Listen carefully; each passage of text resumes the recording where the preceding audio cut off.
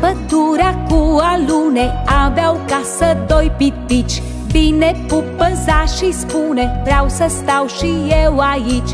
Pup, pup, pup, pup, pup, pup, vreau să stau și eu aici.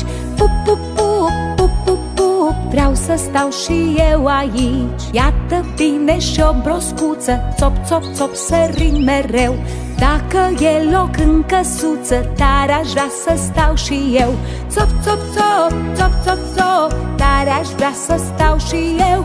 Țop, țop, țop, țop, țop, țop, tare aș vrea să stau și eu. Șoricelul strigă îndată: iată și eu am venit. Casa voastră e curată, noroc bine v-am găsit. Chiț, chiț, chiț, chiț, chiț, chiț, noroc bine v-am găsit.